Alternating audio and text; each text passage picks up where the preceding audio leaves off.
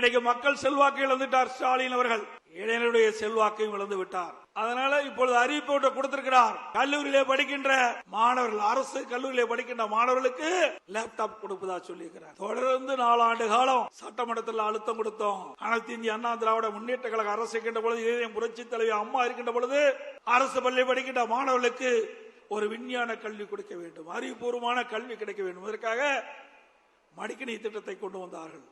சுமார் 52 லட்சம் மடிக்கணினி கொடுத்தோம். அதை வலியுறுத்தி சட்டமன்றத்திலே நாங்கள் தொடர்ந்து பேசினோம். சட்டமன்ற உறுப்பினர்களும் பேசினார்கள். தொடர்ந்து பத்திரிகையின் வாயிலாக, ஊடகங்களின் வாயிலாக நம்முடைய கருத்தை தெரிவித்தோம். அப்பொழுதெல்லாம் ஸ்டாலின் இந்த திட்டத்தை கொண்டு வருவதற்கு உடன்படல. இன்றைக்கு மக்கள் செல்வாக்கு இழந்த காரணத்தினாலே, இளைஞருடைய செல்வாக்கு இழந்த காரணத்தினாலே அடுத்த ஆண்டு சட்டமன்ற தேர்தல் நடைபெறுகிறதை முன்னிட்டு 10 லட்சம் மாணவர்களுக்கு, அரசு கல்லூரியிலே படிக்கின்ற மாணவர்களுக்கு லேப்டாப் கொடுப்பதாக அறிவிச்சிருக்கிறார். மாணவர்களுடைய நலன் கருதி கொடுக்கல. அடுத்த ஆண்டு நடைபெறுகின்ற சட்டமன்ற பொதுத் தேர்தலில் அந்த இளைஞர்களுடைய வாக்கு கிடைக்க என்பதற்காக இந்த 10 லட்சம் லேப்டாப் கொடுக்குறீங்க. இந்த கல்லூரி திறப்பதற்கு முன்பே கொடுத்திருந்தா அவளுக்கு பயனுள்ளதா இருந்திருக்கும். ஆனா கல்லூரி திறந்து 5 மாதம் கழித்து இப்ப கொடுக்குறீங்க.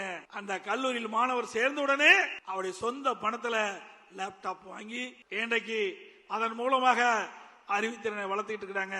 இந்த லேப்டாப் கொடுப்பதனால என்ன பயன்? எந்தி பாருங்க.